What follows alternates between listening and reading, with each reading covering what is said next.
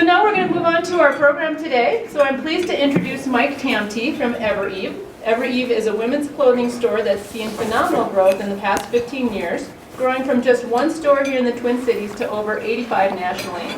Mike is the co-CEO and co-founder of Evereve. Mike.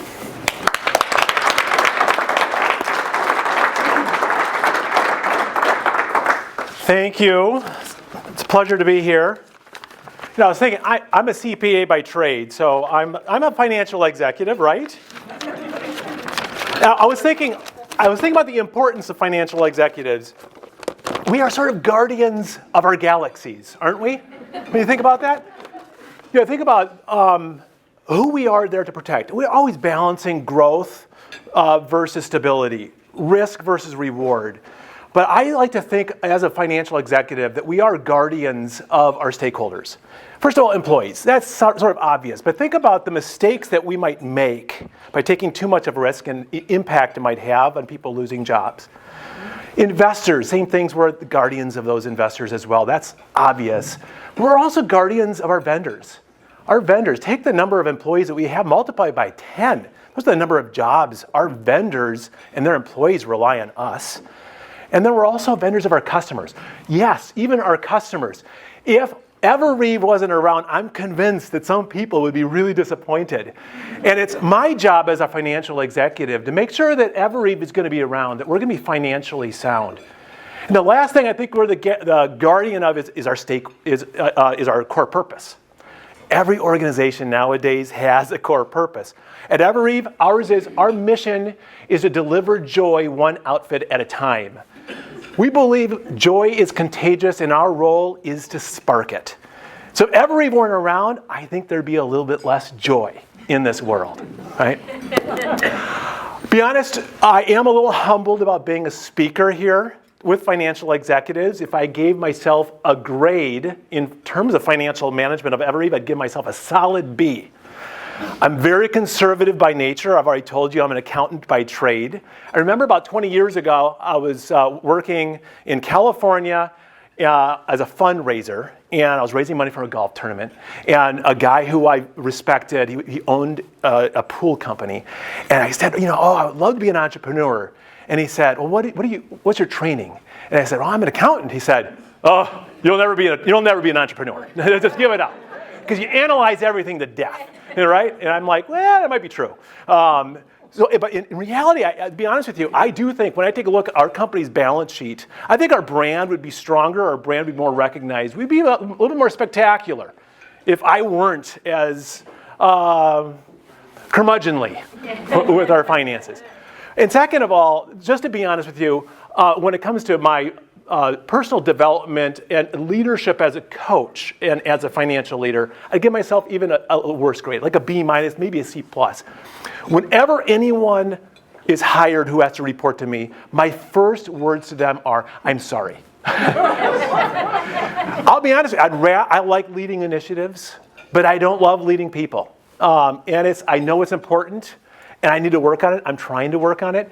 But here's the takeaway. For me, I'm practicing this. But I heard Sheryl Sandberg of Facebook, a technology company, what she does, she credits her success this way, that she walks around everywhere with a pen and a paper. A technology company, pen and a paper. And what did she do? She mastered the art of the follow-up. And it's so true, and that spoke to me. And I think I could become a better financial leader by perfecting the art of the follow-up. Because every company has tons of ideas, right? But those ideas need to be revisioned, recast sometimes, keep people on task. What are your timelines? And those check-ins are really, really important. I'm not very good at those, but full disclosure, I'm here as a speaker. I'm a little humbled. I don't know if I'm worthy, but that's not why you came to speak. You wanted to hear the Evereve story. So let me start with the Evereve story.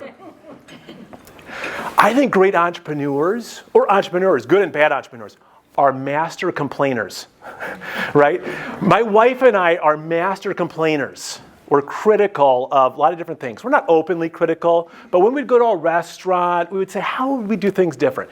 When we go on dates, or we go shopping, how would we do this different? We go to a hotel, how would we do things different?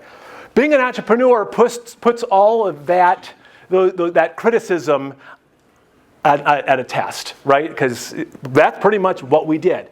Megan, my wife, started with a problem. She was critical of an experience that she had right after our eldest daughter was born. She went shopping. She loves shopping, full disclosure. Some people say, how did you get an Evereve? And my joke is my wife is a professional shopper. That's not necessarily true. She was a great window shopper. But in reality, right after our daughter was born, we were living in the Bay Area. We went to a department store. And Megan and our daughter Allison was in a stroller. Allison started to cry. It was a large department store with escalators and elevators. There was a paralysis of choice. There was just too much product. Megan started to heat up. All the employees saw this mother and the crying baby and pretty much avoided her. She got in the dressing room, nothing fit, there was a body change. And reality is she just didn't have a very good shopping experience as a new mom. Now when she looks back on it, she says, actually what was missing is, as a customer, she wasn't seen. And a lot of psychologists will say, whether it's in our workplaces or whether it's a customer, what we value most as people is to be seen. And so Megan started to ideate what being seen might look like in a retail environment for moms. So that was our target market. So we came up with this idea called Hot Mama, and I liked it for 3 different reasons. Number one, I think good businesses solve problems, and this was a solution to Megan's problem. Number 2, I liked the fact that the customer was identifiable. We were going after moms, 30 and 40-year-olds. And number 3, as an accountant, I felt like I could put the numbers together to make a business model that would make sense, or it wouldn't make sense. Full disclosure, Megan comes up with a lot of great ideas, a lot of ideas. Not all of them are great. This one I liked. But Megan and I didn't have any retail experience, and we didn't have any fashion experience. So how do we create a business model? So I put on a spreadsheet, I thought, what are all the possible expenses that might be incurred? And I said, well, probably the biggest expense is cost of goods sold. Now, in the retail world, what we're multi-branders. So we don't sell our own product, we sell other people's products. So we're like a department store in that sense. So they have trade shows all around the world. In particular, in California and New York. We were living in the Bay Area at the time, so we actually went to Los Angeles and we made little business cards. You can't get into these trade shows without a business card. So we made business cards, our own, like on our printer, and it still worked. So we go in there and we just start asking vendors, hey, how much does your product cost? How much do you sell it for? And everything. So now we got cost of goods sold down. We figured that out. Rent was going to be a big expense. So in the Bay Area, I'd go call landlords and say, how much is your lease? I saw that lease is available. Figured out what rent costs would be. Employment, payroll is a big cost in retail. So I would call companies, I'm looking for a job. How much are you paying? $12 an hour? Great, thanks. Write down payroll. I thought of every single expense. And what we figured out that in California, to break even, we needed to sell $2,000 a day, 7 days a week. To survive, we needed $2,000 a day. In Minnesota, because costs are a little bit cheaper here, it's $15 a day. But we built our economic model on those statistics. So we were living in California at the time, and my wife looked at me and said, if we're going to open up here in California, we are going to lock ourselves into California schools, California friends, California forever. Are we sure we want to do this? Because we're both Midwesterners. I was born here in Minnesota. My wife was born in Chicago. And I said, well, I love California, but you're right. We probably need a little more support. So even though we were super excited about this business idea, and we had a location in mind to launch in Walnut Creek, California, my wife and I said, maybe it makes sense to go closer to home and launch it closer to home. So we said, let's do this. Let's make one last ditch low offer on the space we want in the Bay Area to open a store there. And if they accept it, we're Californians. And if they reject it, we're going to Minnesota. Well, we opened in Minnesota, so you know what happened, right? Rejection. So Megan and I said, you know what, let's put our whole Hot Mama vision on hold. Let's move to Minnesota, plant our roots. And maybe we'll open up 3 months later. 3 years later. So that was the idea. And literally, we moved in 2004, and I was hired. That's how I know Brian. Actually, I worked for Affinity Plus Credit Union. 2 months after we landed in Minnesota, we were walking by 50th and France. And I don't know about you, if you have an idea about something and it's real in your head, and then you actually see the real thing. We saw a space that said for lease at 50th and France, and it was the exact design of what we were envisioning all these years out in California. And so Megan and I looked at each other. She had a full-time job. I had a full-time job. And we said, is this crazy? Should we go after this lease opportunity right now? And we both looked at each other and said, this is a once-in-a-lifetime opportunity. Let's go ahead and do it. So Megan and I, when we started, we didn't have any money. So the first thing you have to do is you have to go raise money. And if you can't ask your mom and dad for money, you're not going to raise money from anyone, right? So the first conversation I had was with my dad. My dad's very austere, conservative, no smile. And I said, Dad, Megan and I want to start a business in retail. You don't have any experience in retail, I know. It's a fashion retailer. You don't have any experience in fashion. I'm like, right. And we're going to call it Hot Mama. Do you want to invest? I don't know if he ever saw the vision in it, but he ended up saying yes. I couldn't believe it. And I'll say this, we raised about $150,000 from friends and family in that first year to open that first store, and that was a credit to our future. And between 2004 and 2007, we asked 46 households. We raised over $2 million in that time frame. From 44, only 2 households rejected us. And I'm amazed at the human capacity to say yes.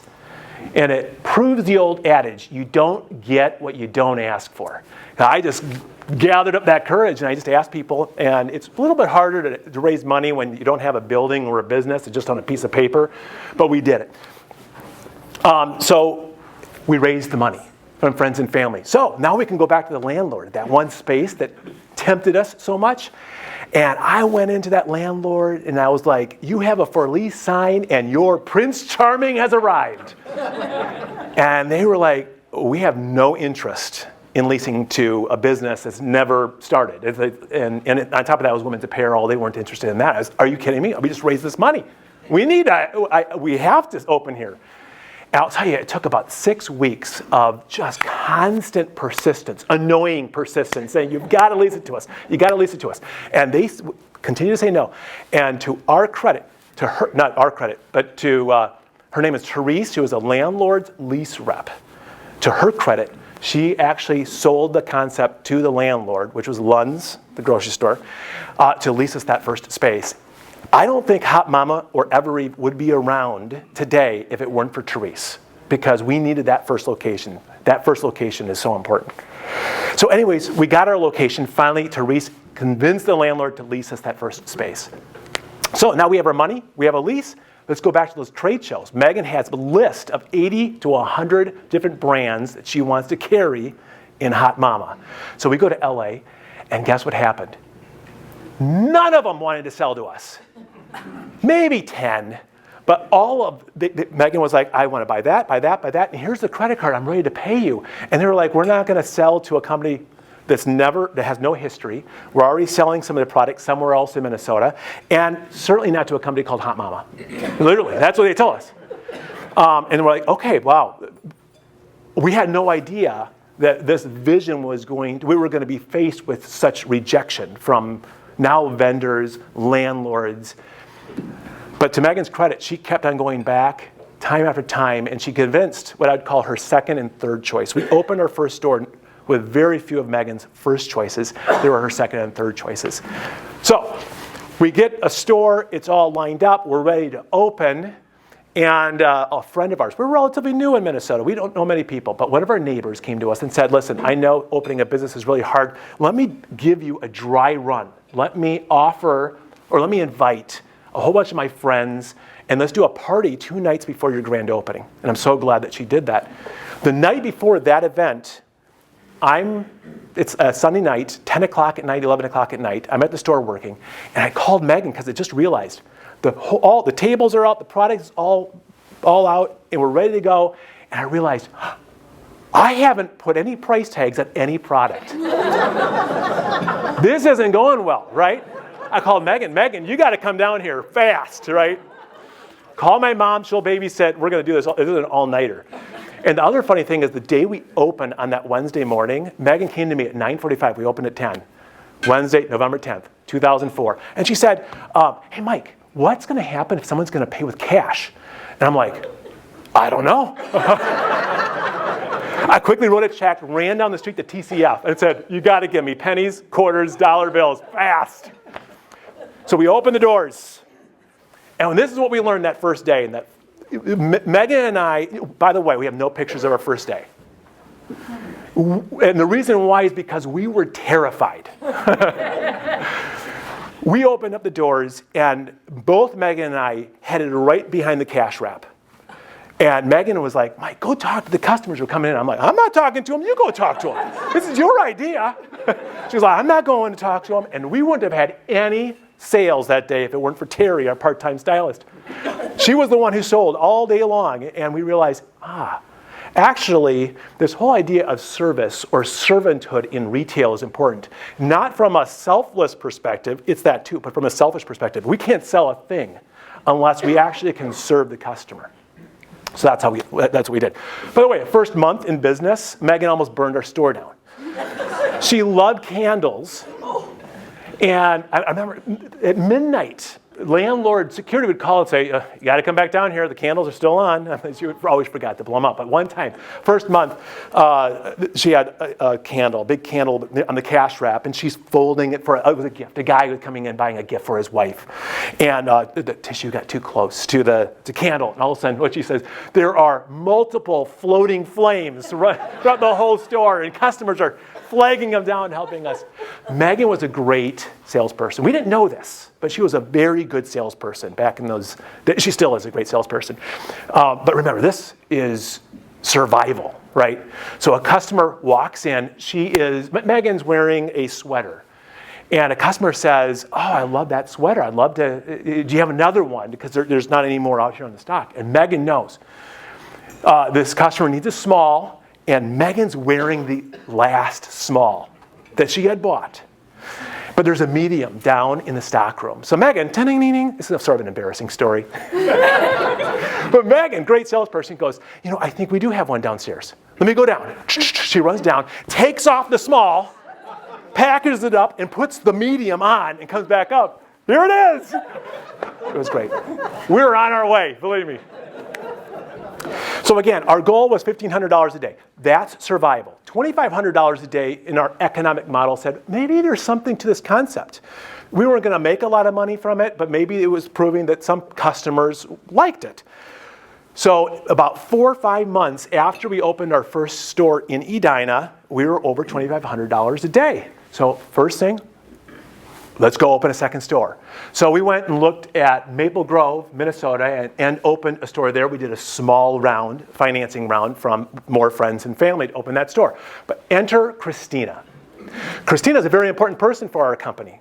Christina is a friend of ours. Megan and I went to the same college in Chicago called North Park University. Christina was one of our friends there, and she was working as on the buying team in Chicago at Nordstrom. Yes, that Nordstrom. And we said, Christina, we've got a proposal for you. You move from Chicago to Minnesota. You get paid half of what you're earning at Nordstrom. You'll take over responsibilities of buying for Evereve, and you'll be our store manager of our Maple Grove store. Move to Minnesota, get half the pay, double the work. How could she resist? I'm not sure how she could resist, because she accepted it. And I'll tell you what happened. With Christina, not only is she a great business partner, a great friend, and proved to be a really good manager in our Maple Grove store, but because she was at Nordstrom, she had all these relationships with these brands that had previously spurned us, had said no to us. And as soon as Christina sent an email out to everyone saying, hey, I'm leaving Nordstrom to this small boutique in Minnesota called Hot Mama, they all called and said, we're opening distribution for Hot Mama, in Edina and in Maple Grove. It's fantastic. So that's Maple Grove. Now, once Maple Grove has been operating for about, oh, by the way, Maple Grove. One more story about Maple Grove. Sorry about all my stories here. In Maple Grove, being an entrepreneur, there's some sacrifice. Megan's mom started Megan's mom was going to celebrate her 60th birthday party in Ocean City, New Jersey. She invited all of her kids, her grandkids, her cousins, her uncles and aunts, everything. And it just so happened that it lined up on Maple Grove's grand opening date. And so Megan had that uncomfortable call by saying, I hate to tell you this, Mom, but I'm not going to your big 60th birthday party. I'm sending Mike instead. And the kids. But anyways, people always say, oh, being an entrepreneur sounds like fun. There are a lot of sacrifices. That was just one of them. After Maple Grove was open, I'll start speeding up here. After Maple Grove's open for about 6 months, I realized it was performing about at the same pace Edina was. So let's do something even crazier. Let's open another store. And in fact, let's open it outside the state of Minnesota. Now in retail, most logical people do what's called clustering. They open up all the stores all in the same city. We're not logical. We're illogical. We said, let's go, and it was stupid. But anyway, let's go open a store in Chicago. Megan's from Glenview, Illinois. So we ended up opening a store 1 mile from her mom's house. Her mom's house turned out to be like a mini warehouse for us, which is sort of funny. This was an important time for us. We raised money from, at that time, a lot of those households. We did a $1 million round. One, it was funny. A high school friend of mine said, hey, if you ever start your own business, let me know, I'll invest in you. So when we started Hot Mama, I was like, ding, ding, ding, call Mark. I called Mark and I said, you want to invest? He invested $10,000 in that round, but he also, through his connections in 2006, when we were about to open Glenview, opened the door to 7 or 8 people who ended up contributing investing about $400,000. Mark was really important to us. And one of them was a guy named Eric. He's living in Chicago. We didn't have a Chicago store at the time. And he was like, I've never heard of this. How, Mama, I'm looking at this business plan. What is it? He goes, but I'll tell you what, it's based in Minnesota. I work for RBC. I'm going to call a colleague in RBC in Minneapolis to see if he's ever heard of this Hot Mama. So he calls up this guy, this colleague of his in Chicago. He says, have you ever heard of this Hot Mama company? And the guy said, have I heard of it? Look at my credit card statement. Invest. So he did. So we raised money for Glenview, which was great. We raised money for Glenview and a whole bunch of other stores at that time.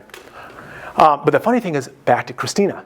So my one condition, the one condition she placed on me when she said yes to the opportunity of moving to Chicago to Minnesota was that at some point she could go back to Chicago. And so I agreed, we'll figure that out.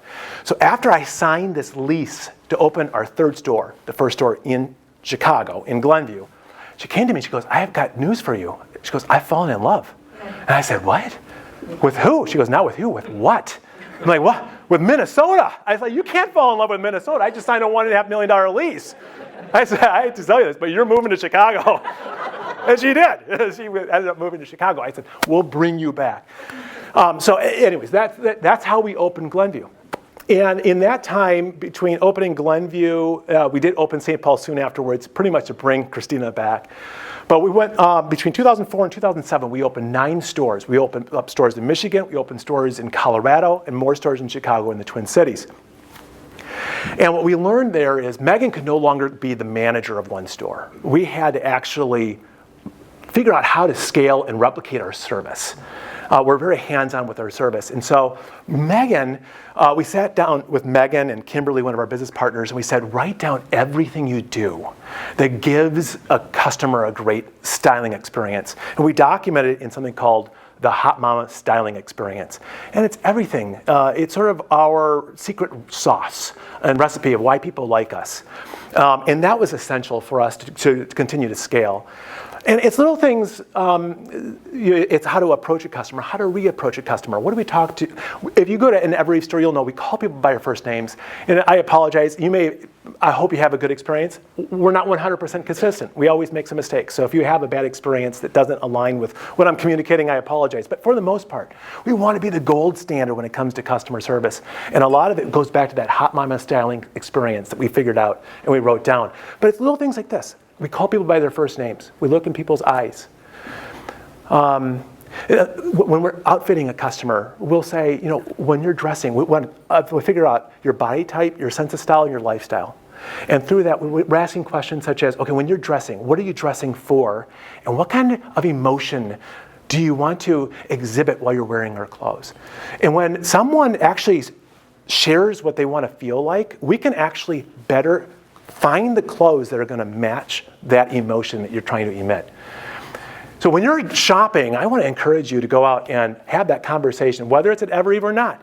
Go and have that conversation with an employee because you're going to get a better service and you're going to get a better product. In 2007, we opened up our first e-commerce website. It didn't really make sense to do it. Other people were doing it. Bottom line is we said, we've got to do it. So I was the photographer. When we said we should do it, I did it. I was the photographer. I put the product on the mannequin. I styled the mannequin. I uploaded the pictures. I edited them. I put the prices in and the description, and you'll see where I'm going with this. It did not bode well for Evereve e-commerce. We soon realized, you know what, we're going to have to spend money here, so we ended up hiring a professional photographer and a web manager, and the web manager was a retired teacher. She didn't know anything about e-commerce. We love retired teachers, or not retired teachers, just teachers in general. We just love teachers. We love hiring teachers and people who were raised on farms. Those people, those are the best employees. At the very beginning, all of our models were our customers and our employees. We were trying to save a little money there. And like a year and a half later, a contractor copywriter said, have you ever considered using professional models? And we're like, well, okay, well, maybe we should do that. And actually, once we did that, our sales doubled. Our e-commerce web sales doubled when we started using professional models. So we launched e-commerce website. I'll be honest, for years it was unprofitable. It was visioning about, okay, at some point maybe this is going to actually make sense, and it does, and it did. Then 2008 came. 2008 came, which was the recession. Evereve, by the way, is a great leading economic indicator. We saw the recession before most. We saw what was happening in 2006 with the high oil prices. We saw that people stopped traveling. Now, in my naivety, I said, okay, people aren't traveling, so that's great for our business. Staycations, they're going to stay and they're going to shop with us, right? That's not true. A colleague or a guy who owned another set of clothing stores said to Mike, this is bad news for us. I'm like, really? He goes, yeah. People, what do women do before they travel? They go shop. What do they do while they travel? They go shop. When people stop traveling, this is going to be bad for us. And sure enough, we saw our sales flatten. So in early 2009, late 2008, we said, okay, we're seeing the sales flatten instead of growing. We've been used to 50% year-over-year growth. What's going on? So we decided, let's ask our customers. We sent out an anonymous survey to all of our customers. Not all of our customers. We sent it to only the customers who had stopped shopping with us. And we said, pretty much, why? Where's the lost love here? What are we doing wrong? And we asked about product quality, trend, cleanliness of stores, locations, everything. And they gave us such high scores, high remarks. If this were an NPS, we'd be up in the 70s and 80s, except for one thing, price, value.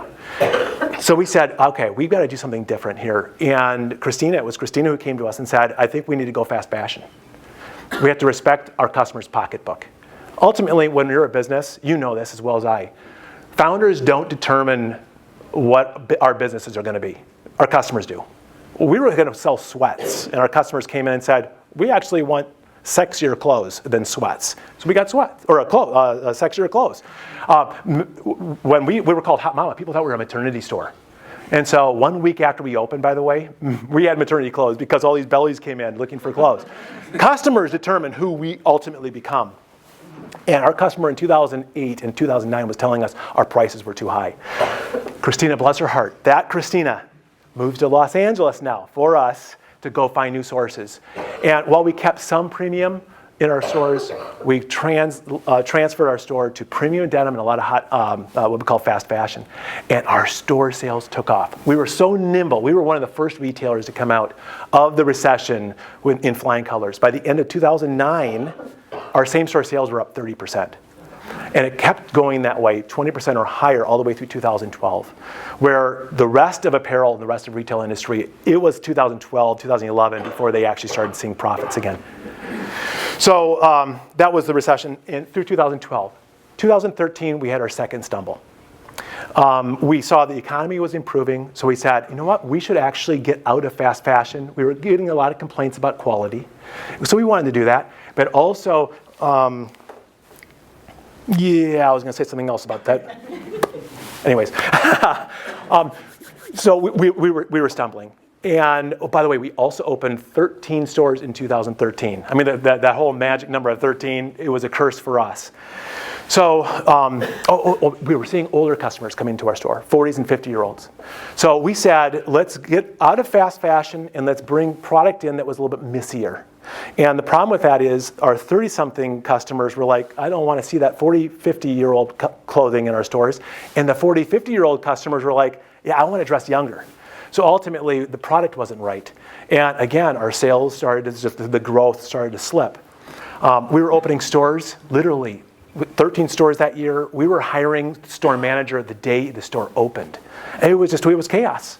And we realized we're going to fall apart if we don't slow down. We have the cash to grow, but we didn't have the systems to grow. That was the second stumble right after the recession. So what we did is we said we have to get back to fast fashion, continue to respect the pocketbook of our customer, but we also need to hire someone who can recruit great store managers. And we brought in Kelly, who right now is our Vice President of Human Resources. So that's what we did. 2014, one of the most common questions I got is, why did you change the name from Hot Mama to Evereve? And I'll tell you the reason why. Almost everyone thought we were a maternity store. Our core customer thought we were a maternity store. And that was bad because it was keeping them out of our store. The second is we couldn't buy the URL. Hotmama.com, you can imagine what it is. This is an unfortunate story, but it's one I should say. One of our professional models who got the Hot Mama modeling gig told her mom was super excited. Her mom sends out a mass email to all of her friends and say, my daughter has a new modeling gig. Check it out at hotmama.com. So we knew we had a problem. But we wanted to cling to this idea of motherhood. And so we brought in a chief creative officer who came from an advertising agency in Chicago. He helped us find Evereve, the name. And Eve has that reference to that first mom.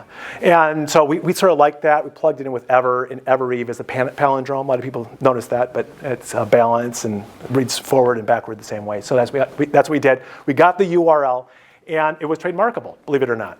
So that's what we did in 2014. And people ask, was it worth it? It's like changing your kid's name. I mean, it was hard. And after the first year, I realized sales didn't increase or decrease from it. But we have the URL, and I think that's important. In 2015, we did something incredible. We did a private transaction with a private equity company. We didn't need the growth capital, but what we wanted to do is we wanted to create liquidity for those friends and family, the 44 households who have come alongside us. We need to give them some cash. And so we brought on Winona Capital as our private equity partner. And with it, we brought on, as an investor and a board member, Gordon Siegel, who's the founder of Crate & Barrel, who's been very active in our business, as well as the Lewis family, which runs a fashion company called River Island in London. We've never heard of it, but it's about the size of J. Crew in Europe. And this is what I call is the professionalization of our business. From that point on, we went on a buying spree. We now currently have 12 executives, many of whom come from Fortune 500 companies. And our tech team went from 3 people a few years ago to 20. Just last year, e-commerce sales doubled. We launched something in 2014 called Transcend. It's an online personal styling service. And the idea came, most people have heard of Stitch Fix. This is our version of Stitch Fix back in 2014. But one of my business mentors is a guy named Dale Nitschke. He ran Target.com, and he came to me and he said, this fits right into the DNA of Evereve. You style, demographically, this is what you do. You need to do it. Where customers, you can style customers without them coming into the store based on a customer profile. So we launched Transcend, which has been a major growth engine for us as well. Another fun thing that we just started is live selling. We started it last year. I think we're pretty forward in this sense. But every day, if you follow Evereve, either on Instagram or on Facebook Live, one of our employees is hosting, and they're trying outfits on. And they're putting outfits together. And you can buy them. You can swipe right up and buy the product. A lot of customers take a screen capture. They come to our store and say, find this for me. You can't imagine how many hundreds of thousands, millions of dollars that this live selling has produced in terms of sales, which is pretty good. Direct social media is expensive. So this past year, a new tactic that we just did is we are back in the in-home catalog business. We're mailing catalogs to customers, which has been a huge growth engine for us as well. So that's where we've been. A lot of people ask, why was Evereve, or why is Evereve successful? And I'd say a few different reasons. Number one, I do think our product curation is what customers are looking for. We've known this for 15 years, but last year we did a customer focus group. And the customer said, I don't want to dress like my mom. I don't want to dress like my daughter. I want to dress my age. And I don't want to dress too conservative, and I don't want to dress too sexy. Sort of in between. But if it's on the scale, I'd rather dress younger than older, and I'd rather dress sexier than too conservative. And that is exactly what we are in terms of product curation. We call it everyday edge, or fashion with just the right amount of edge. And I think our customer really appreciates that, and she respects that kind of product curation. There's so much choice in this world. It's great that someone else is curating the selection for you. So I think we do that really well. Second thing we do really well, we style very well. That Hot Mama styling experience that Megan sort of wrote down so many years ago has made a huge difference in how we style customers. Ultimately, we don't apologize about it. We are a human connection business. We actually like talking to our customers. We like styling our customers. 2 months ago, I heard a great story in Denver, Colorado. A deaf customer walked into the store. We had a 21-year-old stylist who was styling, and she got this customer into the dressing room. But on her own, she knew, how can this woman be seen just like Megan's vision was after that experience in the Bay Area? And so she went onto the computer and looked up, how do I sign "You Are Beautiful"? And so she quickly learned the signs. And we don't do anything inauthentically. If you try something in a dressing room and come out, if it doesn't look good on you, we're going to tell you that. That's one thing that we're really good at. None of our employees are on commission, by the way. That surprises a lot of people. None of them. We're very authentic about that. But once this woman came out and she had an outfit that she just rocked, she signed, "You Are Beautiful." And that deaf woman said, no one has ever told me this in my life. That's the power of retail, is the power of Evereve, is that styling experience that's our secret sauce. Third, we talk a lot about values. We're a values-based organization. Our values are under the acronym HEART, H-E-A-R-T, humility, empathy, authenticity, relationship, tenacity. Heart is everywhere in our company, ad nauseum. We have the daily heartbeat. We have heart heroes. If you go to our store, it says, with heart. We sign off on everything with heart. We give out awards, but it's all about expressing these values to each other and to our customers. It's a major reason why we've been successful. We jumped into technology when it didn't make financial sense. That was important for us. It's another reason why we've been successful. And I think, lastly, we always, even though there were some tantalizing temptations to jump outside of our economic model, we always stayed within it. We never took too big of a risk that was going to jeopardize our financial future. The last thing I want to say is just a little bit about trends that I see that's hitting every retail and maybe your business. Number one trend that is the most disruptive thing in retail right now is what I call the rise of the influencer. I think you all know what the influencer is. Women, you know what the influencer is, and I think men, you know what you're, I mean, that's what women do, is they watch their phones and influencers. It's amazing. 120 years ago, when it came to retail influence, it was the Sears catalog. Then department stores came along. And then specialty retail came along. And yes, there's the Amazon of this world. But right now, a woman with a phone can own her own boutique without owning any inventory. And literally, there are millions of people now who are selling product on their phones. And tens of thousands of people are following them. It's the most disruptive thing that's happening. It's this, what I call democratization of curation and persuasion. And it is an overall trend, not just in retail, but I think across the board, everyone's business is this democratization of curation and persuasion. The second thing is the casualization of apparel. We're all getting more and more, we're dressing more casually. There's an athleisure movement. Every year I think it's over or it's peaking. I'm not even close to being correct. We haven't seen the peak. But overall, that's affected our business. For the most part, it's been positive because we are more casual chic in terms of aesthetic, so it's been helpful for us. But I'm seeing this overall, we are just at the beginning stages of, I think, what we call casualization in the workplace. And the third thing, the third and last thing, I think that's facing the retail industry, our industry, and maybe your industry, is flat prices. Our prices were higher in 2008 than they are this year. And we've been flat forever. Our employees want salary increases. Our landlords expect rent increases. So how do we do this? And why are these prices flat? Well, part of it is global sourcing. We get that. Part of it is the rise of fast fashion. Some people will say fast fashion's going away. Yeah, Forever 21, they expanded too much. But fast fashion's not going away. And so every retailer's been trying to race to the bottom in terms of pricing, which I think has been a little bit of a problem. Another interesting thing is with labor pools, this is sort of a segue, but labor pools with minimum wages, I think in Seattle, we're in Seattle, we have 3 stores in Seattle at $16 an hour. But there are some wages at $10 an hour. But because of the digitalization, we can't charge higher prices out in Seattle than we do here in Minnesota. So how do we manage that? That's sort of a segue.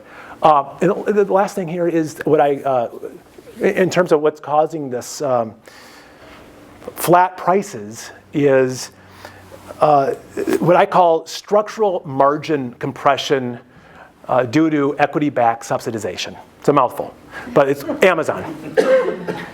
Amazon came out, and Amazon wasn't profitable for 15 years.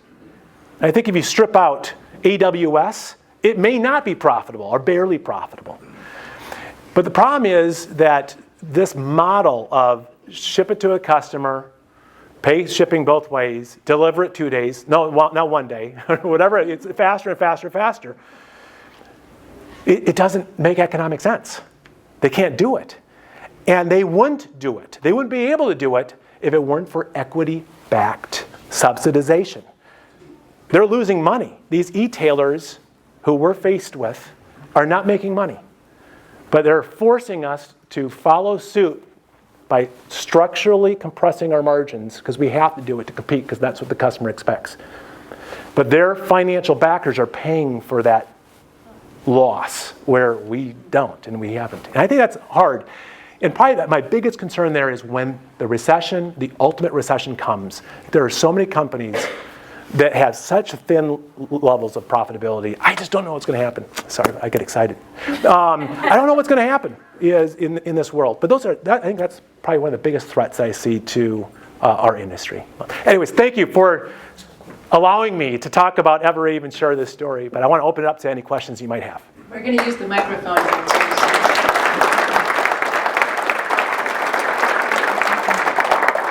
I have 2 questions. One simple.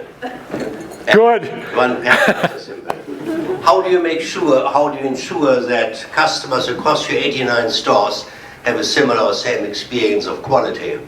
And second, Can you do anything for women who are 70 years and a bit older? Love it. One thing we did, every business is really good at one thing. You could be maybe good at 2 or 3 things. There are some stores that spend their money on beautiful stores, beautiful visual merchandising. While we wanted to beautify our stores, where we spend our money is on payroll. And so we staff our stores more heavily than any other retailer that I know. We're trying to get a 2-to-1 experience. 2 customers for every 1 customer. 2 stylists for every 1 customer. And we have 4 regional directors for every 1 store. So we're very heavy there, and we do constant training. It's the only way we have found to actually scale from a service perspective so that we can guarantee that experience. And for the most part, when we do polls, anonymous polls, we do it by store and by region. And we see that there's mostly consistency. Believe it or not, Minnesota, this region, we have 10 stores in the Twin Cities, is actually not our best ranked region. Pacific Northwest and Colorado. But we had a name for sexy 70-year-olds, and I'm forgetting it now. Oh, I wish. We serve 70-year-olds really well. I was telling you, I'm not pulling your leg. Mike, that's a great story, and you're really a great storyteller, especially for a reformed accountant. Can you walk us through your accounting career and tell us if it had any influence on your entrepreneurial Yeah, career? it did. I'm so thankful for my accounting background. I went to college in Chicago, took the CPA review class. It was a requirement. I went to a small school, but I went to Northern Illinois University for the CPA review section. And I took the CPA examination. My accounting professor said, you study hard, because CPA stands for you can't pass again. Just get it over with. And in Illinois, once you pass the CPA, you actually, to be accredited, you don't have to actually practice as an auditor. So I was never an auditor. I went downtown Chicago and worked at a marketing company as an accountant. It was a good size, $150, $200 million company, and I managed all their budgeting for them. And that experience was very effective. And then what I did actually after that, I've had 2 or 3 midlife crises. I moved to California, and I actually started working for a ministry, for a church. And what we did is we planted churches. And that's entrepreneurism. You start, instead of selling something, you have to get donations. And so helping some of these pastors plant churches is in my DNA. And so that, very entrepreneurial, tied with business training, accounting training. Mike, can you tell us of those first 3 rounds of fundraising that you did, how did you approach the valuations given the limited history with each of the stores? I guessed. I will be honest. At the very beginning, I just said, yeah, maybe Evereve Hot Mama is worth $1 million. So $150,000, we're going to sell 15% of the company. That's how I just came up with it. It's a round number. After that, though, I had to put a business prospectus together. And so it showed that we were going to get to $10 million in revenues by the year 2010, and we were going to have 10 stores. And with that, I researched publicly traded apparel retail companies, Chico's, J. Jill, some of those, and I saw what they were being valued. And so then I said how many shares we were going to sell, and that's how I got some sort of long-term plan of what the exit was going to be for them. I will say in 2010, we got to $15 million in revenue, so we beat it. But that's how we did each round. And we raised money, $1 a share in the very beginning, again, round number. And then the last round was $7 back in 2007. And that's when we stopped raising money. But that's how we valued it. Any final questions? One more. All right, this will be the last question. I can holler. Especially early on, what was your process for identifying locations? To be honest with you, the first was, where are Evereve people willing to move to? Christina was willing to go to Glenview. Not so willing, but sort of forced. And then someone from Minnesota who lived in Grand Rapids who knew us said, I'll open a store in Grand Rapids for you. And then Colorado, same thing, it was a Minnesotan who had just moved to Denver and said, I want to open up an Evereve store. At first they wanted to franchise, but we said we didn't want to franchise. We had talked to Piper Jaffray a lot, the investment bank in town, and said, don't franchise. It's going to hurt your long-term valuation, which was very good wisdom. So that was how we started it. By the way, Liz, in our St. Paul store, 24-year-old, she went out to be the assistant manager out in Denver to join her, and she ended up finding her spouse there. And so we think that their whole family it's because of us. After that, though, it was all about finding the right co-tenants. Where is Lululemon? Where is Athleta? Where is Anthropologie, Pottery Barn, Apple? And that's pretty much where we would go. If they were there, that's where we were going to open up our stores. And so it's expensive. That's our marketing channel. We didn't spend a lot of money marketing. Real estate was our marketing. Great, thank you so much. Thank you.